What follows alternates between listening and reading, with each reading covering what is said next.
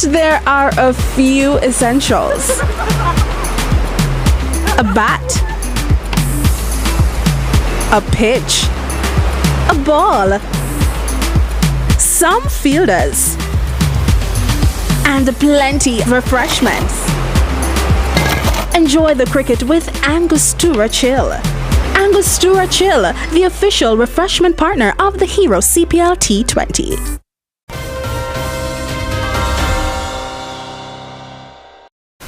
Hello and welcome to the ZIZ Channel 5 newscast. I'm Carla Berridge. An electronic health information system will soon be introduced at the Joseph and Franz General Hospital. This, according to Prime Minister and Minister of Health, Honorable Dr. Terence Drew, while addressing the closing ceremony of the medical terminology training course for the hospital's administrative staff on Thursday. The Prime Minister gave an update on the progress being made with regards to the rollout of the electronic health information system. We are going to introduce soon the electronic health information system. We are now building out the fiber optic system, which will be completed in November. And then after the fiber optic system is completed, we will put the health information system on it. And that means, therefore, that the information that is there that you have to manage, you'll be in a better position to manage it as well. He explained what the Ministry of Health is planning to put in place for the health information system. We envisage that each ward would have a computer or multiple computers. The doctors will write their records, their histories on the computer, which will make it easier for you and get rid of all this scribbly writing. And then you'll have to manage that. And it'll be easy for you to process information, have access to the information, be able to give the information when called upon. So that is coming very soon and very likely by the end of this year or definitely in the first quarter of next year. So this is just the start of the process because health information is a serious area. Prime Minister Drew said along with the most recent medical terminology training, further training will be offered to the staff ahead of the start of the new system. One boy from every public-private school in St. Kitts and Nevis was honored on Thursday as the Department of Gender Affairs hosted the inaugural Boys of Excellence Award ceremony at the Solid Waste Management Corporation Conference Room. The ceremony forms part of the department's commemoration of the International Day of the Boy Child. The international observance was held on May 16, 2023, but organizers planned activities on different dates before and after the actual day. Each boy was selected for exhibiting virtues in the areas of respect, self-control, compassion, and discipline, demonstrating exemplary attitude and behavior in school and the community, and participating in extracurricular activities. Prime Minister Drew congratulated the young men and noted that he was proud of their accomplishments, standing as a positive role models for their peers. Deputy Prime Minister Honorable Dr. Jeffrey Hanley, who is also the Minister of Gender Affairs, said that the Boys of Excellence Awards ceremony is an important part of the ministry's effort to embrace and empower young men and provide further opportunities to elevate. He strongly encouraged the boys to create short, medium, and long-term goals. I want to encourage you to be strong, be respectful, and at the same time, never allowing anybody to define you. You establish at an early age who you are, what you want to achieve, and all of the steps that are needed in order for you to achieve those goals. Dr. Hanley applauded the organizers of the event and pledged that the Boys of Excellence Awards will become a regular fixture on the calendar of the Department of Gender Affairs. The government of St. Kitts and Nevis continues to establish programs to ensure that boys and young men in the Federation are included and recognized for their accomplishments, according to Prime Minister Honorable Dr. Terence Drew. He was at the time speaking at the Boys of Excellence Awards ceremony at the Solid Waste Management Corporation Conference Room on Thursday. One of the things that we are looking at to deal with the issue of boys and young men, because boys are somewhat seemingly being left behind, is that we are going to bring into the ministry a specialist, expert, who will be dealing just with boys and children. I mean boys and men issues, or young men especially. And the reason why we are doing that, it is because we recognize that our boys are being left behind.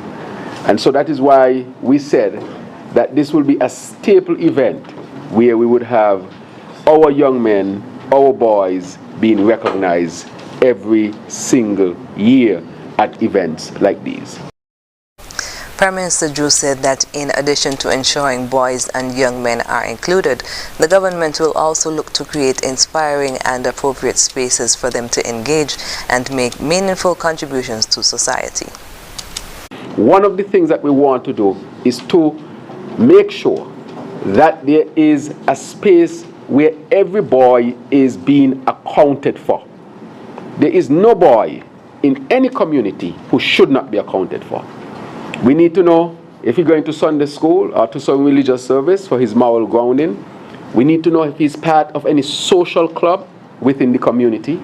We need to know if he's going to school regularly, if he's paying attention in school, who are his friends, what does he do after school. This is how we have to map the lives of our young boys and our children in general. If we don't do things like that, we will lose them along the way. The Prime Minister recalled the spike in violence in the St. Peter's area in the late 90s to early 2000s. He added that a decision was made to start the Eagle Boys Club to encourage boys and young men to join and be disciplined individuals in society. Dr. Drew also recalled visiting all the schools in St. Kitts to obtain the names of all the boys who lived in the community, after which the members of the Eagle Boys Club went from house to house knocking on doors, accounting for every boy. Dr. Drew said once each boy was accounted for, they were required to join the club or some other club or any sports club, and they were tracked over time. He said that within a year and a half, the gang culture in St. Peter's shifted to a culture where boys were into sports, clubs, and educational activities, to name a few. Prime Minister Drew noted that this is an initiative that the government is hoping to replicate on a national level because it is something that worked then and can work now. Hundreds of children, parents, and teachers took to the streets of Bastille on Friday morning for the 2023 Early Childhood Development Unit Child Month March. More in this report. The Child Month March is the highlight of a series of events to observe Child Month in June. This year, Child Month was celebrated under the theme Empowering Our Children Through STEAM Education. STEAM stands for Science, Technology, Engineering, Arts, and Mathematics, which have been described as building blocks of any robust education system. Dressed in pink, the marchers traveled through downtown Bastille, ending at Independence Square. Chief Education Officer Francil Morris commended the organizers for focusing on the STEAM theme. Because on an international and global stage, this is what education is pushing, STEAM education. It all aligns with what we want to see within the Ministry of Education. So commendations to the Early Childhood Development Unit. Also on hand was Minister of Education, the Honorable Dr. Jeffrey Hanley, who spoke of the importance of incorporating STEAM into early childhood education. As we move ahead, these are the areas that are taking over the world, and the earlier you get our children involved in them and exposed, the more impact they will be able to make, not only this federation, but whichever part of the world they might end up because, of course.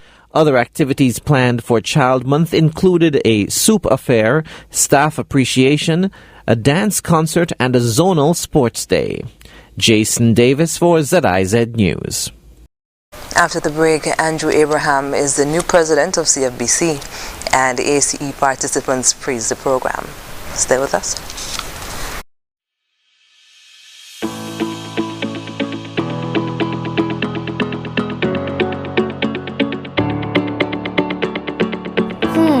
I wonder if Auntie will be able to figure out this riddle. Let's see. Auntie, I have a riddle for you. Let's hear it. Where can you shop and get cash back in free groceries for a year? Huh? Where can you shop and get cash back in free groceries for a year? Come on, Auntie, you should know this. I really can't think what the answer could be. It's SL Houseworks, duh. How do you know this? Because Mom shops there all the time. Come here, you little nosy prince. Riddle that cashback. It's that time of the year. Cashback season is here. Get cashback coupons for free groceries with every hire purchase at Hosford's Furniture and Appliances and Ashley Furniture Home Store. Plus, a chance to win free groceries for a year.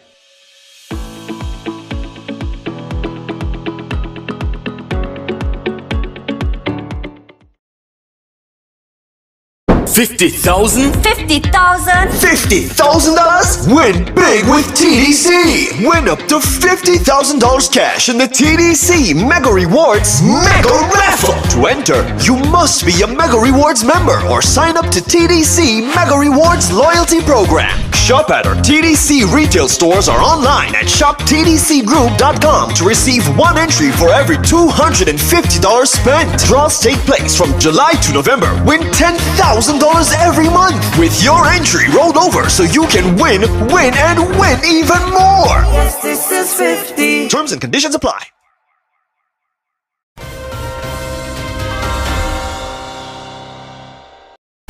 Welcome back. The Clarence Fitzroy Bryant College has announced the appointment of Andrew Abraham as its 5th president. Mr. Abraham assumes his role as president on 1st July 2023.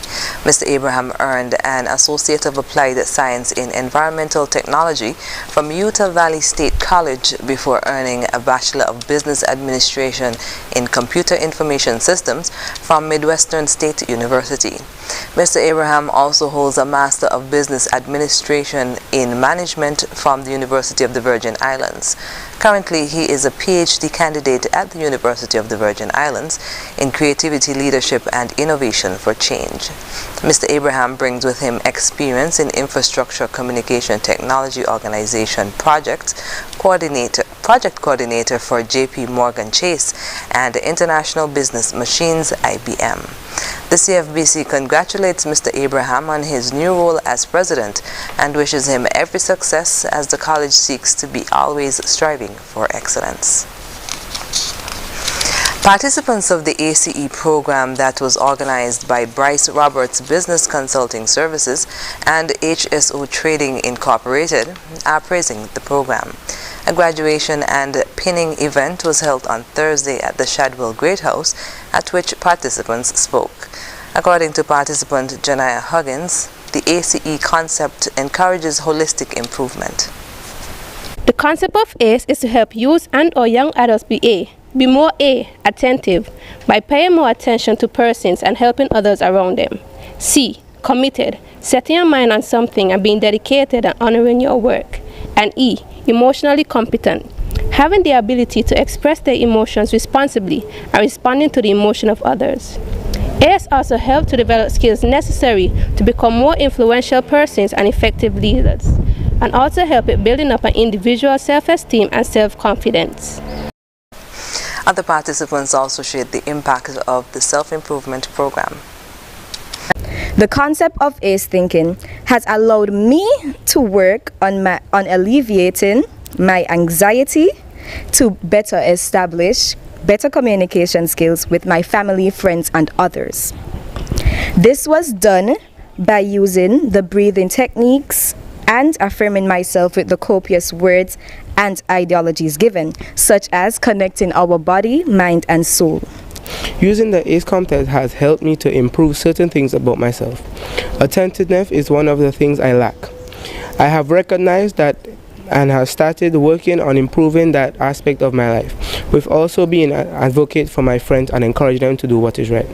I felt like I've been all over the place lately, back and forth, don't know what I wanted to do in my life and what's not, and it really helped me. I even started back to going to church, so I'm moving up slowly but surely, and I've always been emotionally competent, compassionate towards others. Janaya Huggins also topped the program and received a special prize, while Andrew Davis and Carrie Gonzalez designed the ACE pin and also received special prizes. Parents and teachers who attended the event encouraged other adults to enroll children. Bryce Roberts Business Consulting Services is headed by Euphemia Bryce Roberts, and HSO Trading Incorporated is led by Hensley Daniel. Youth clubs and organizations were given the opportunity to showcase who they are and what they do as part of a mass club sign-up initiative hosted by the We Care group on Friday. The initiative, which is the first of its kind, brought these institutions together at the Independence Square to give persons an idea of what activities are available for young persons to be a part of. Co-founder of the We Care group, Shamara Phillips, explained what the initiative is about. We are hosting our first annual mass group sign-up. It's a charity of the parent group, the We Care group, and we are giving back to the youths. We are having, right now, we have a number of community groups that's here ready to display what they can offer to the children, to the youth at any age. So next year we'll be back, and I hope to see more groups come on board to be a part of this initiative. She explained how the idea came about for the hosting of the event. My husband and I, we are the owners of the company, and we found it very difficult to basically, how can we find out what's available on island? What can we sign up our children to be a part of? The Girl Guides. Okay, so who can we speak to? So we actually thought it was a great idea to have all the groups, most of the groups here, to, as I said before, to display what they can offer. So you can sign up your children, get them a part, get them involved in something positive. Danica Dickinson of the SKNN Majorettes said the event offered much needed exposure for the majorettes.